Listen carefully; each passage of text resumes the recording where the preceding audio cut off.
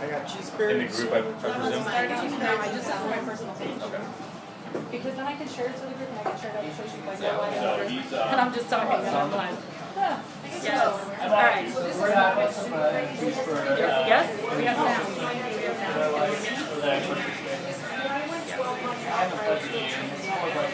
It's not coming from the mic though. You don't think so? What? Hello. It's just general. Hold on. Hold on. That might be better. I don't think it was plugged in all the way. It was? It definitely wasn't. Now you can hear me? Yes. It's so unprofessional. All right, guys. I'm officially live, just so you know. Liz, you're going to continue that later. All right, everybody. So I was asking earlier this year, what do people want to learn about this year at the Huddle? And I don't remember who said it, but somebody said lease options. And then Mr. was like, I can help with that. And I was like, great, we're going to schedule you a date to come teach on lease options. So that's literally how we got to this point. So we're live. We're back in Oso. Hopefully sound is better now. All this is hooked up. So Mr. is going to stand here. If anybody has any questions, I will be watching this feed questions on my cell phone in the back of the room. So if anybody online has questions, reach out to me. I know my sister was freaking out, like, I met him. I want to see his feed. So Michelle, if you're not watching, get your ass at the computer. Okay. That was it. That was a good intro? Yes? All right. Everybody enjoy your food. I'm so happy to be here. Mr. Oh, look. See, Deepa already said hi. See, you'll be able to actually see comments, which might totally be weird while you're speaking. Okay, everyone, we're live on Facebook right now. Yeah.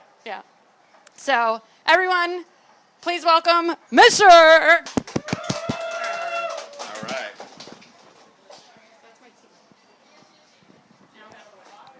So it was really half-fast with me getting on here. But I'm excited to be here. You guys all do a lot of different things. So I know I got a couple flippers. Who else is flipping? Okay, wholesalers. Ish, yeah, okay. Once in a while, okay. Buy and hold people? Anybody buy and hold? Okay. And then anybody just raising money, private capital, like hard money? Okay, cool. So I went through and it's all like predicated on Mr. John Burley, and he's based out of here in Scottsdale, Arizona. And I've been going through a lot of his stuff, and I will tell you that my mind and my entire like philosophy on real estate has changed. I've done a lot of different things in real estate, both going from wholesaling and fix and flips to Airbnbs and short-term rentals. Even now, I'm like building software for property analysis and market evaluation.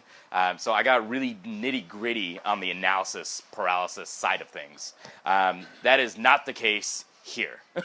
On the lease option model, it's actually, one of the ways that it changed for me was it's nothing that we're used to if we are just thinking real estate.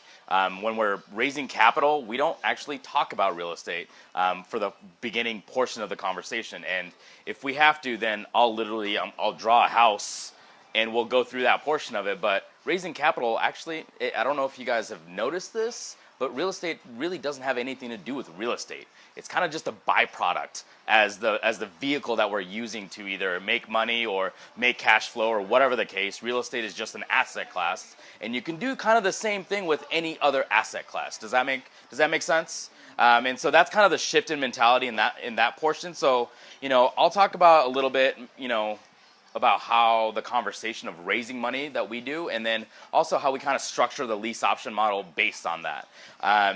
So raising money wise, who likes raising money? Is it fun? Yes, perfect. For those who don't, why don't you like it? Is there? It's a pain in the ass. Okay. How? Why? Because I have more fun going and finding the deals. Yeah, that's fair. Anybody else that doesn't like raising money? Why? Because the most money you raise, you gotta pay it back. Okay, so how so? What do you mean? Like you're normally raising capital, like you're borrowing it. Like hard money or private money or rate of return type situation? Okay. And so So when you say pay it back, are you mad about it because you made money in the process? You're right. I'm not mad at that part. Right? So did it actually cost you anything? True. Right? And so that's kind of, taking a different ideation on how to approach this entire thing. It was kind of a mental shift for me because I'm used to that too, right? Like, and so I don't like paying interest, period. And that's not something that I do. But even now, we were talking recently, and the way we've structured everything, the way John Burley kind of has everything set up, made 100% sense to me because, especially when we're thinking about paying back, we're thinking about short-term capital, right? Whether it's 3 months, 6 months, a year even, that's still technically short term in the big scheme of things because mortgages we're looking at 30 years at that point, right? So a year is still technically short term. And so when I, go through and have presentations with investors, they're technically not real estate people. Majority of the time, it's going to be other business owners, doctors, engineers, people that don't have the time to learn real estate. They need to figure out a different alternate because they don't have the time to make more money. They need something else to make more money, and money's a great vehicle to make more money. Does that make sense? So as far as our presentation goes, when I sit down with an investor, I try to figure out what's important to them. And usually that conversation has nothing to do with money. It's usually about, number one, safety. Do you guys agree that safety is kind of important to you when you guys are doing an investment, right? Like, when anybody do a deal or do an investment that they didn't feel safe on?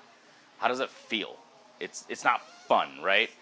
It sucks. It's the worst, right? And so that's usually how most people feel when they're thinking about investing, whether it's real estate, stocks, crypto. Safety is kind of like a pertinent thing if they're using 401k money or pension money or IRA or whatever the case. They want it to be safe. Secondary aspect of it is security. So safe and secure are, I think, two different things.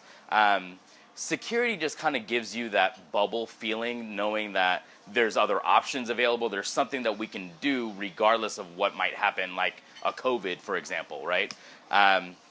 What else is important? Are we looking for long term? Are we looking for cash flow? Are we looking for ROI? That's when we start getting into the numbers or looking at the real estate side of things. But that's literally like talking point 5, 6, and 7. Does that make sense? So we're looking for safety, security, long term. Those are kind of my 3 main talking points that I hit almost every time because that's usually what people want. If it's 401k money, they're not living off of it, right? If it's IRA money, they're not living off of it, but they are only making 4, 5, 6%, and so they need something safe, they need something secure, they need something long term, and that's a totally different conversation than doing a 6-month hard money loan. Does that make sense? I also like to tell my clients, you know what? I want you to make one decision once and feel safe, secure, and have a long-term decision because you don't want to have a hard money lender situation where you're making a decision every 6 months or every 3 months trying to place that capital and make that return back. Does that kind of make sense as far as the difference goes? So now switching over to the actual lease term or lease option term and model. Who here has heard of lease options previously? Okay. How do you think that they work, or what do you like about them? What do you not like about them? And I know you and I just talked about it recently as well. So we were talking about a house in the Midwest that's $30K. And sometimes the lease options don't work in that regard. Definitely a different price point than here in Phoenix. Anybody else? Lease options, what kind of experience have you guys had with it?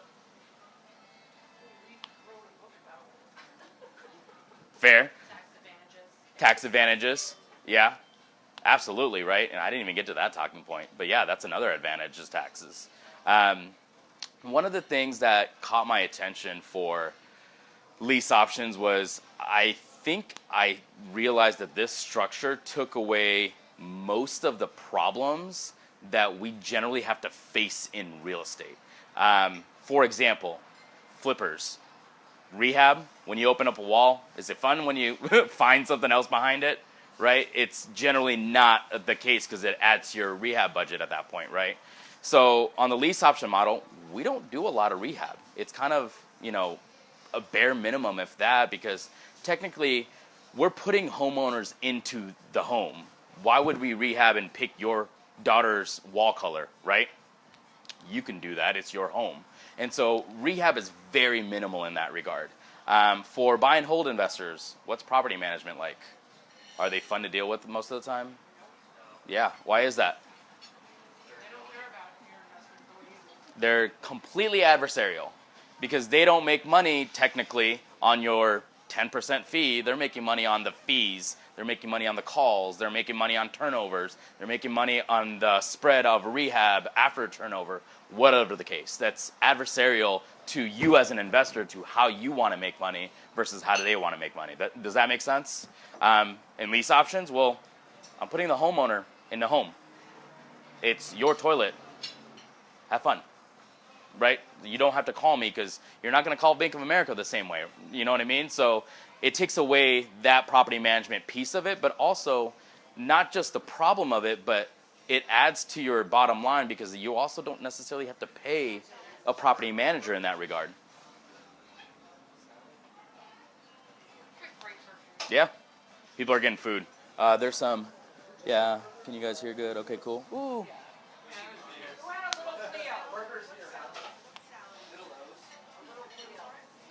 Trisha's watching. I see her.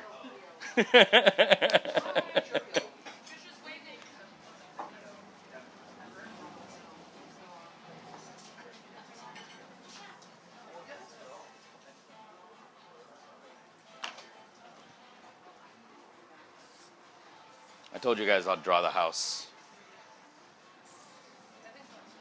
I don't know what this was. This is the sidewalk. Let's make that the sidewalk.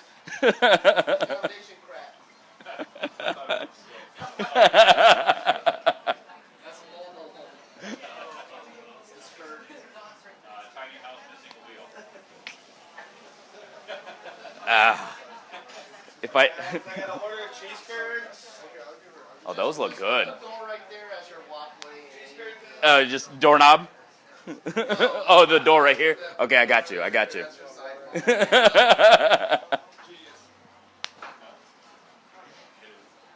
All right, so yeah.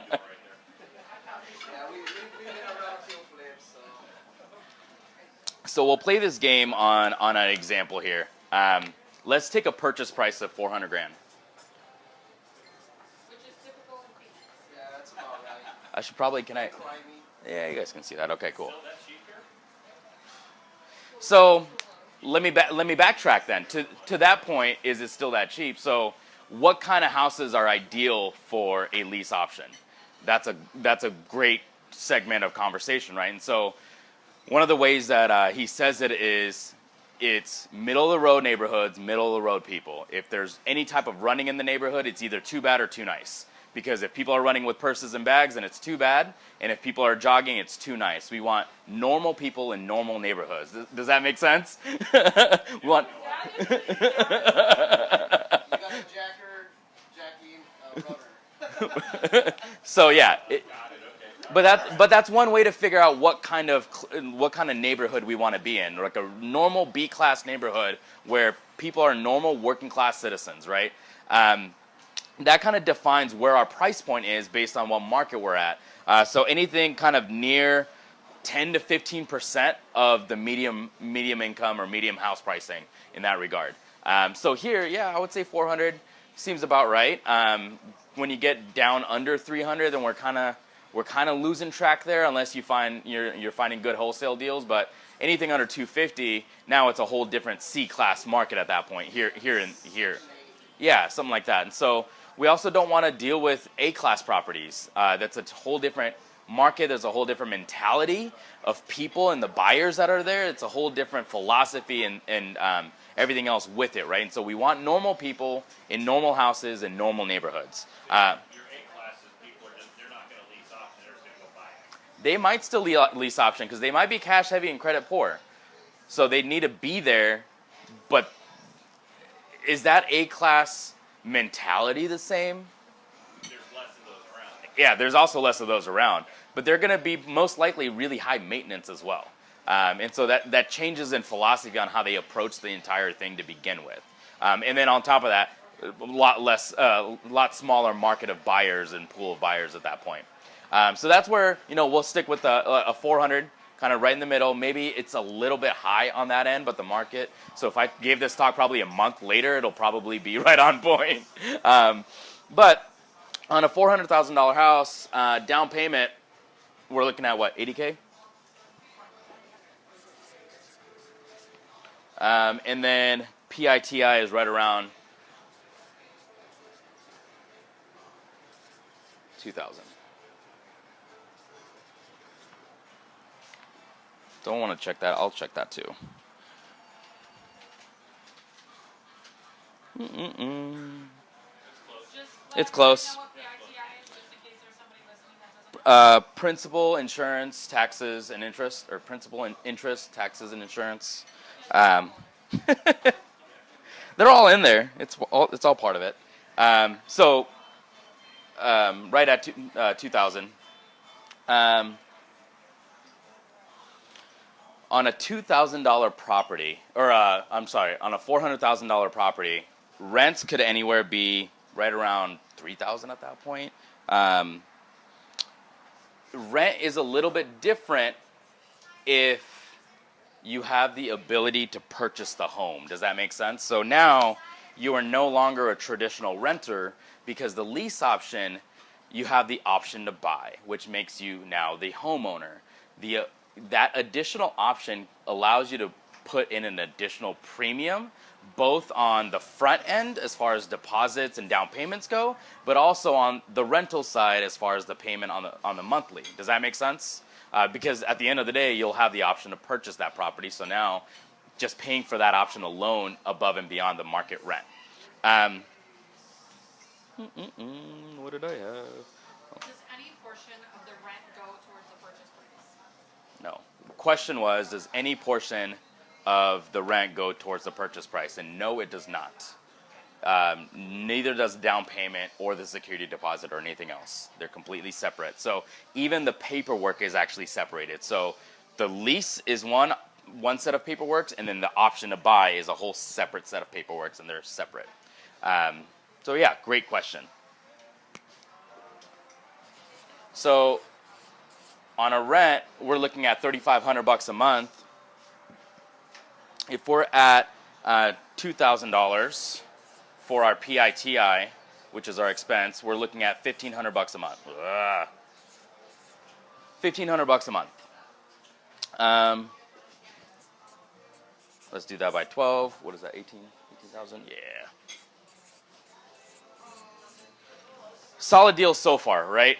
Just that alone, if we're looking at traditional rentals versus a lease option, that number is pretty stellar for $18,000 a year. How we set it up, so when I talk to my investors, there's two levels to this. Number one, there's the cost of doing business with me to begin with. So all of my investors, they pay a $10,000 acquisition fee. So that's for me to sit at the table and sit on my computer and go do this for them to begin with. That's upfront, because anybody have a financial advisor or like a what is it? Stocks? Yeah. CPA or something like that. Are they taking their money up front? 100%, right? If someone's going to go invest for you, 100%, right? And so that's where that is in the real estate world for me, is $10K just for me to sit at the table and make you money. That's what you're going to pay me for. We also do $5K for a reserve for the home.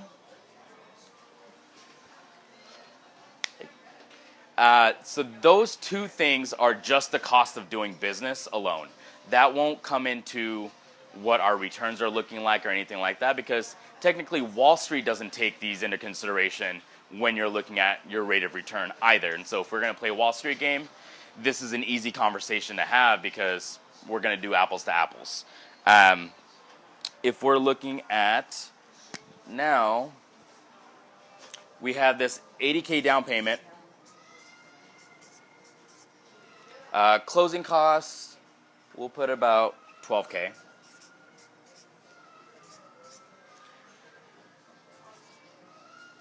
Now, if it's going to be somebody else's house, how much repairs do we need to do?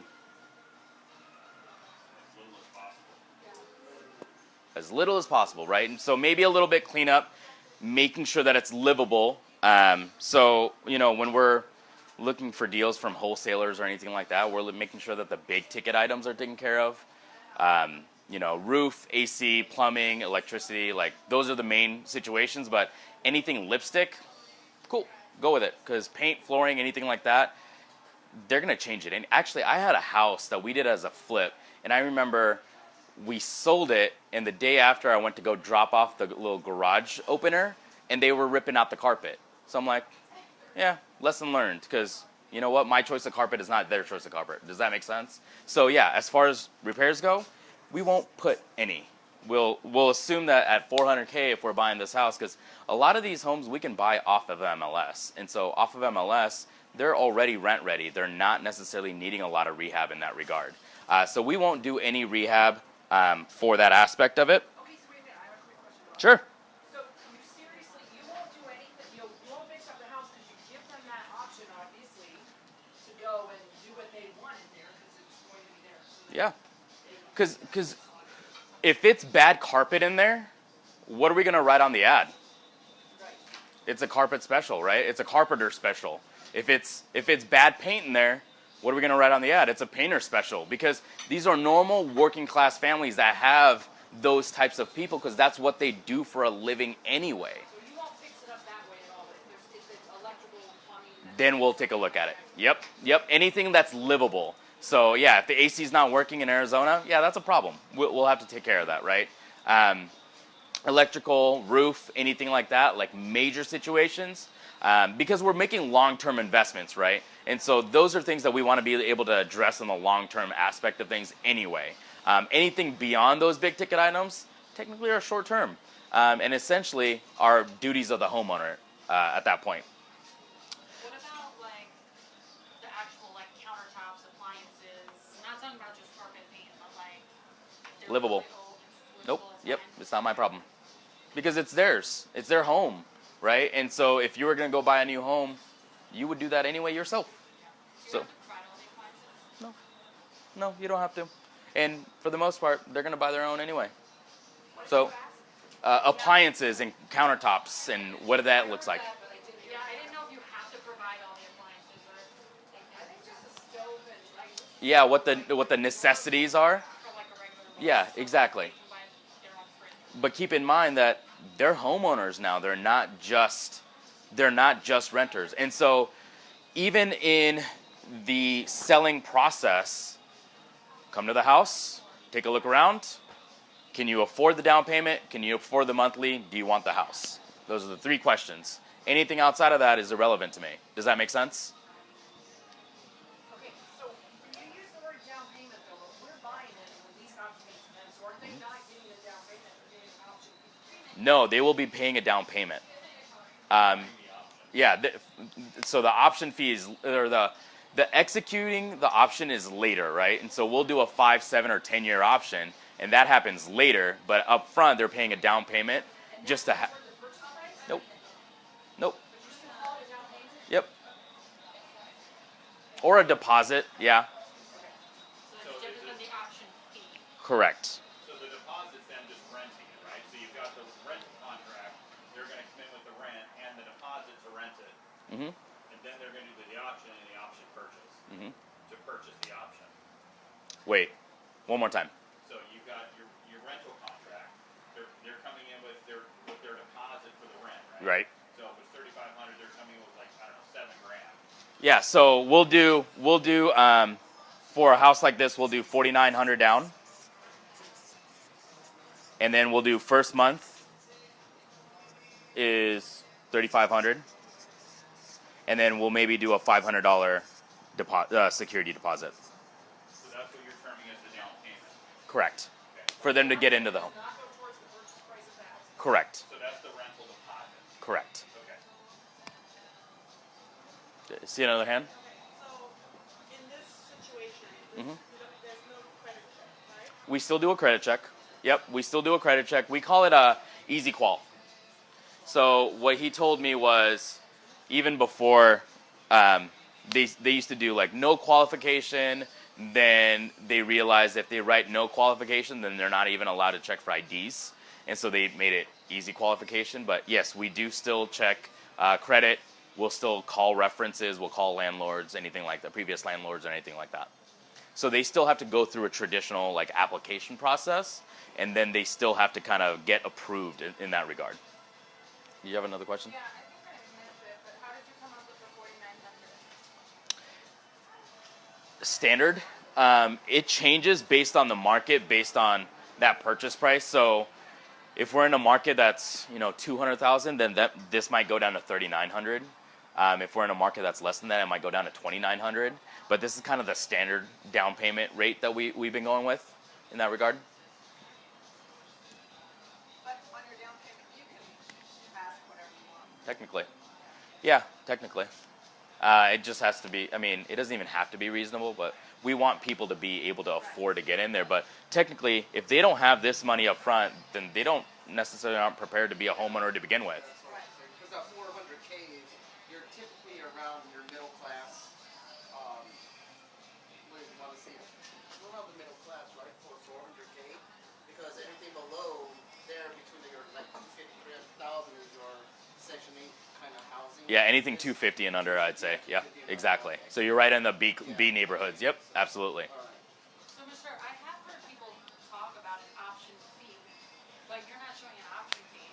So I No. is that down payment kind of the same thing? Because like I've heard people call it like a non-refundable option fee. Yeah. That's what gives them the option to buy it at the later date.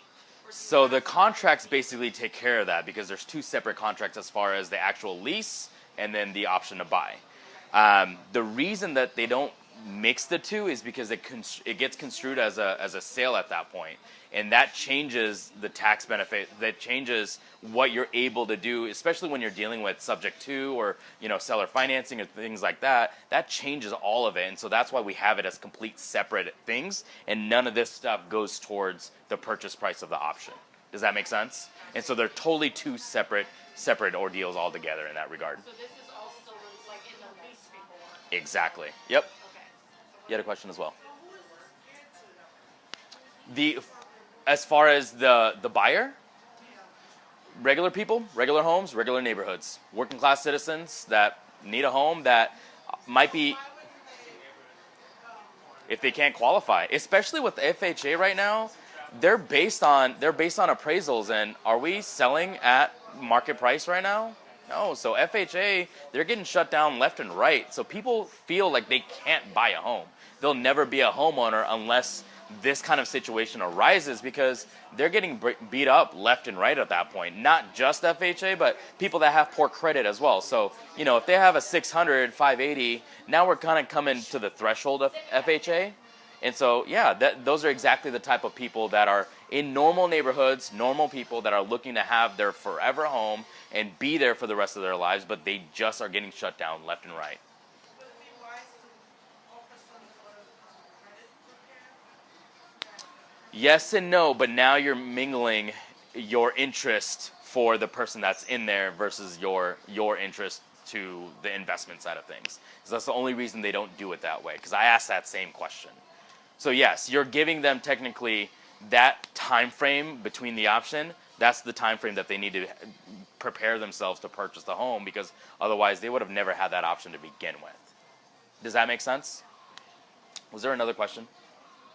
Well, I just wanted to say, Yeah. we were just this interruption with us, but it's not just like for my husband and I, we were self-employed for a tremendous amount of time.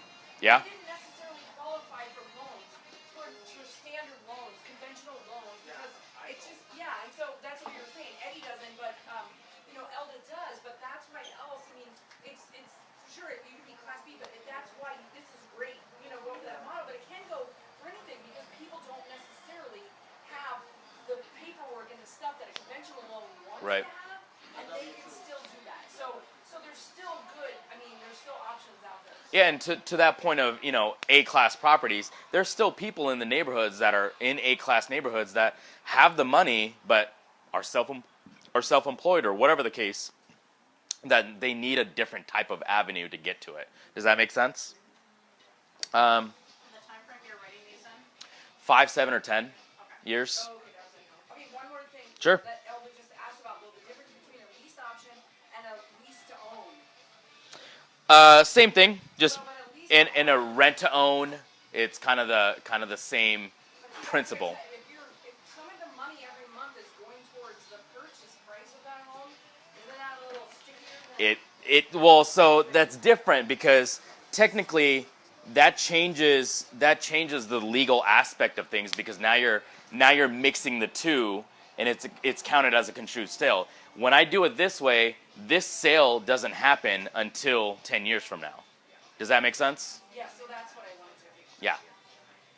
So technically, there's no home being sold today, but when they exercise that option, now it's being sold. And that's also why we don't mix the rent money with the option to buy money, essentially. Wasn't there a law that came into Dodd-Frank. place that- the Dodd-Frank? Yep. So Liz, with Dodd-Frank, that's when it came in that if you keep them separate. There Right. used to be a That was lot more rent-to-own or lease option programs where part of your monthly rent every month went towards the future purchase price of the home, or your down payment now went towards the future. You were, like she's saying, you were commingling this lease and the purchase at the same time and mixing them together. When the Dodd-Frank Act came after all the craziness that happened in 2008 and all that stuff, they were like, no, you can't do that anymore. They're two separate things. Right. And treat them as two separate things, or you're gonna get into some shit. So When the time comes, she basically rent the house. one more time. When the time? How did you determine the price? Great question. Easiest way that we've been doing it, technically, the open answer is make it what you want. You can literally make up the number. The easiest way is we think about what the appreciation rate is generally at, so 3%, 4%, and we can bump that up to the whatever option time frame that we're going with. But technically, you can make it whatever you want, and the reason I say it that way is because that's where a lot of the predatory situations happen, right? And so technically, I can say, hey, you would never have the option to buy, so this $400,000 house, let's say in 10 years, you're going to pay me $800,000. And if you want to take it, you can take it. But that's my game to play, right?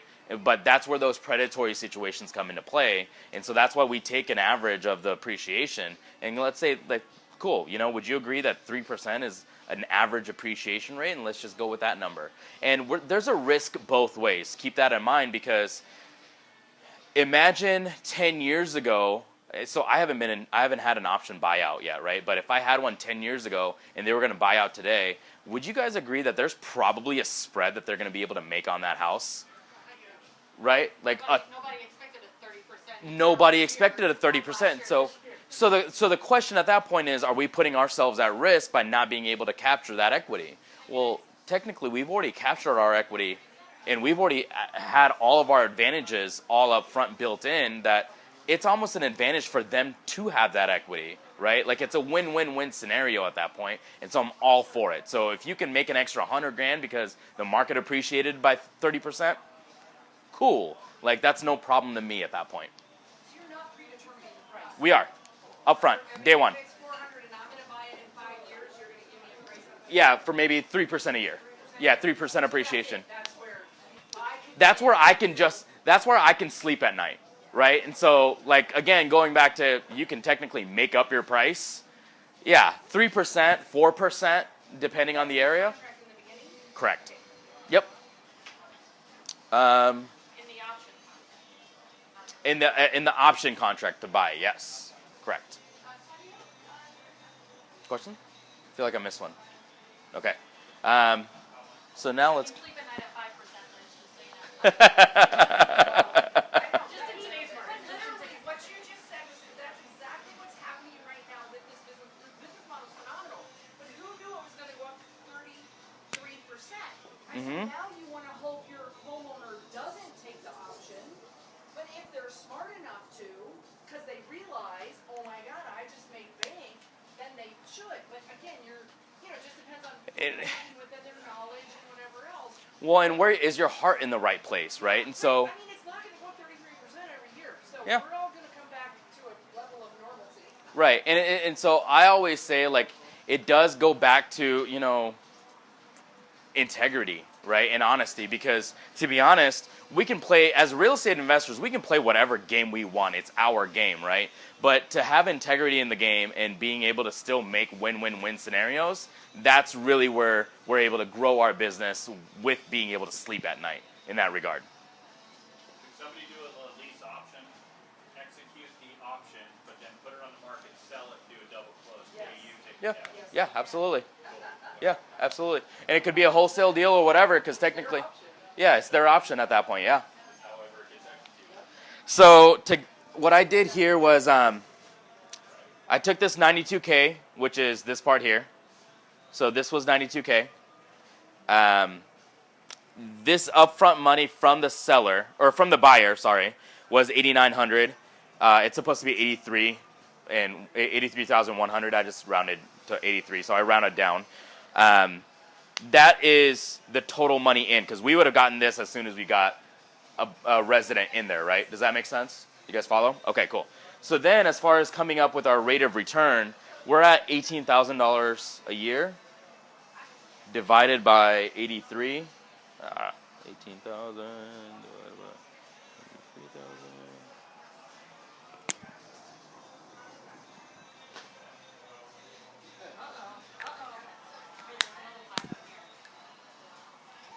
Got to be smarter than the pen. There we go. It popped out of there. I'm too strong. What did I do? 21. Technically, it's 21.6%. I'm still rounding down. But 21% for first year cash on cash is pretty stellar, right? Like, and I've only talked about cash flow. I've not talked about tax advantages. I've not talked about appreciation. I've not talked about depreciation. I haven't gotten into any of that other stuff, which if you're going to go compare to Wall Street, they're going to throw all of that stuff in the game, and I'm already pretty much catching up to them. Does that make sense? So now talking about raising money, again, I do a 10K fee up front. All of this is 50-50. So I can do this all day long for any investor that wants to play the game. They need to put up cash and credit, so they'll put up 92K for me to pull this through. They'll put up the lending for the 400, and I'll go find the property. I'll go manage the deal. I'll go deal with the paperwork. I'll go find the residents, and we get to sleep at night with 10% cash on cash for the rest of our lives at that point. Does that kind of make sense? So to your point of paying back lenders at 8%, whatever the case, would you be okay giving them 50% of something that you've never spent $1 on? Yeah, my point, right? Yeah, my point. So how many of these would you want to do at that point? And at that same token, how easy is it to have a conversation with somebody that can't make 10%? They're making 5, 6, 7% with, you know, stocks, bonds, or mutual funds. But now I can say, hey, listen, here's the property that you can drive by, own, and have, and now you have that safety, security, long-term cash flow. Cool? Is that full circle? Questions? One thing that's nice about this, we have a long-term rental, and it's like the people were in 1 year, they were going to stay, and they decided we're not going to leave, but they are going to leave, so all of a sudden we've been having to find new tenants. Yep. This is like, you got 10 years, you sit there, hang out. Yep. And no property management either. So if they call you for your toilet, anything under $1,000, it's yours. Anything above $1,000, it's insurance. So, cool. Does that make sense? I love his laugh. He's getting giddy about it. It's like a people feeling. After you have somebody like fund this deal, are you still in the deal personally? 50. Or are you just getting the 10K? 50-50. Yep. I run it for the whole time.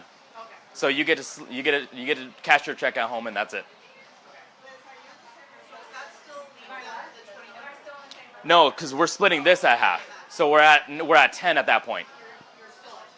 You're still at 10. You're still at 10. Sorry. He's at I'm at infinite. Because I got paid to build cash flow for me and for them, right? Okay, so I have a couple. So are Sure. you still managing, you're managing the deal? Yep. You're collecting and you're paying your third party, whatever. Yep. Right? So you're still in the deal, you're managing it. Okay. How are you finding your tenant buyers? Okay. Marketing. So flyers in the neighborhood, knocking on doors in the neighborhood. Do you have family and friends in the neighborhood? Like we want to get people from that neighborhood in that neighborhood because those are the people that they're already around the people they want to be around, right? So is that happening fairly quickly then? You can find a tenant buyer that 6 has weeks that ish. money? Yeah, at best. And The option part of it. it's already done. So 3%, 400 at 10. That's their fee. The 3% is their. 3% is the appreciation.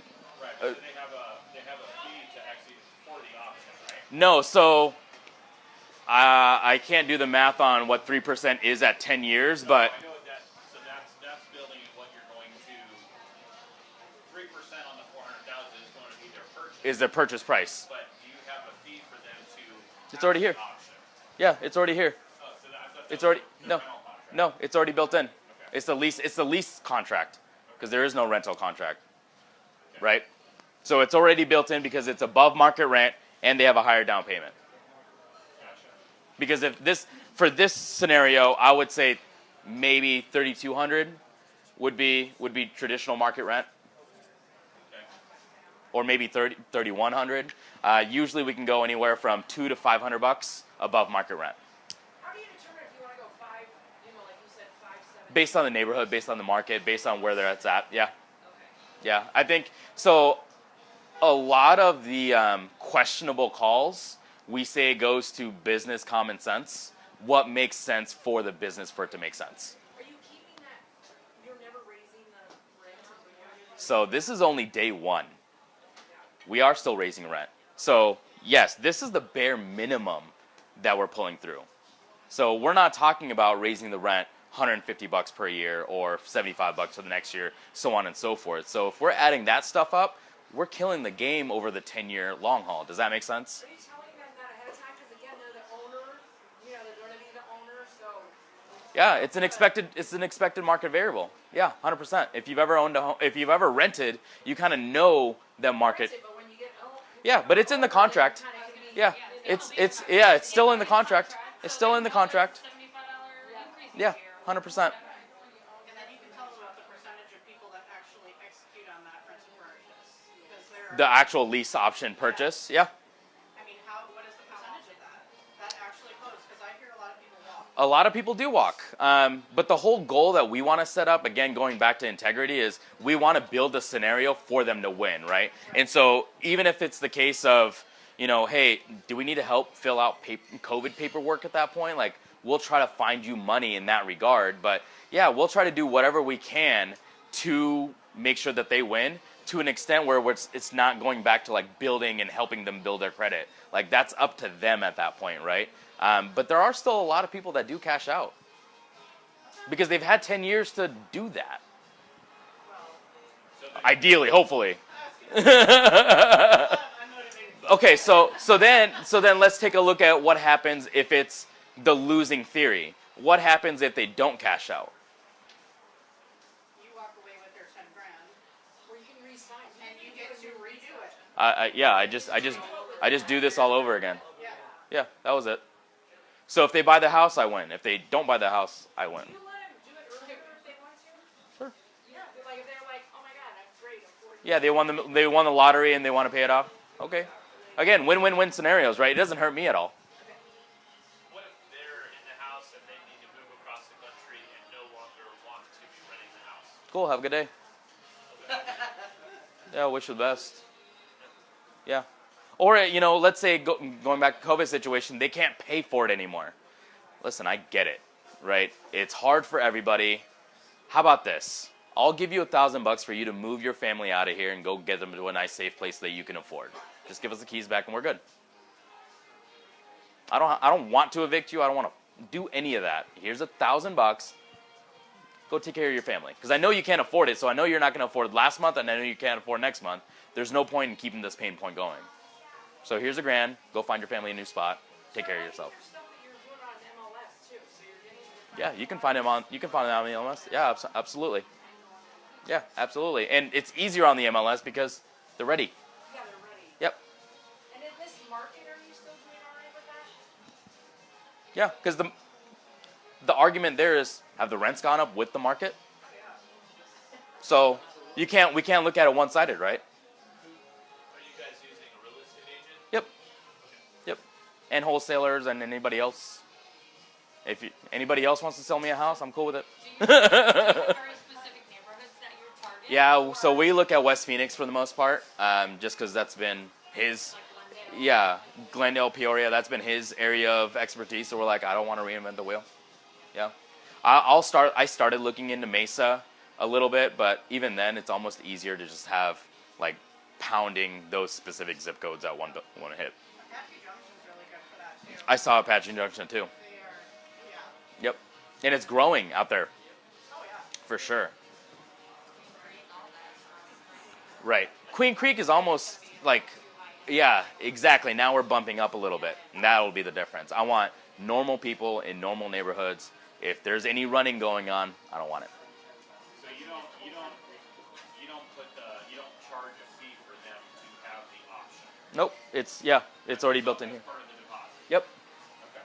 yep. And they're also paying that additional monthly. Okay. So now, if they wanted to bank some down payment, they could pay additional into that you could then take off of. I have no willing to do that because I want to. Those are two separate contracts, Right. so I'm not mixing the two at all. Okay, so they can bank it themselves. Yeah, if they want to pay me more money, okay. But yeah, otherwise, go keep it in the bank. Yeah. So but what will happen is we do one showing. So how many agents in the room? Do you guys drive around your clients and show them houses? Okay. And are they already qualified or ready or whatever the case? Perfect, right? Same thing here. So these buyers are going to go through all the pre-qualification. They have one set time that all of the potential buyers are going to go to the house at one time with a check in hand, cashier's check in hand, right? And so sometimes it will be, you know what, I'm willing to give you $5,900 versus $4,900 if I can get the house over that family. Bidding war. Yeah, and because I'm just going to show the house once. Here's the time that I'll be there. If you want the house, this is the time you got to be there. Easy Qual, who does that? We do that.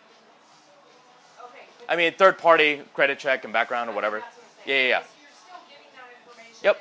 And still, I mean, yeah, it's been called sometimes that, you know, that they have a job in the income. Yeah, tax and we'll system, still not check. credit or what. Yeah, we'll still check their like previous landlords and stuff like that. We usually, even going back to 2 landlords ago, because what's their last landlord going to tell you? Like, yeah, they're great, only to get them out of where they're at, right? And so, yeah, so we'll still do those kind of due diligence aspects of it.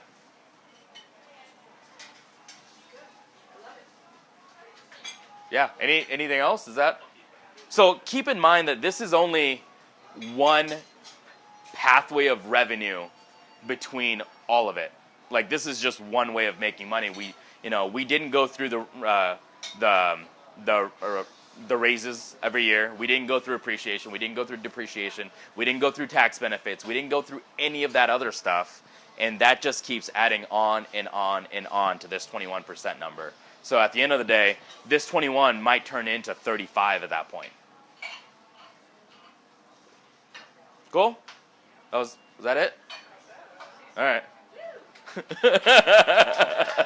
Any questions online? Are we okay? I haven't seen anything else Okay. come through. Michelle Woger was making some comments about installment sales. CPA, man, I'm not a tax guy.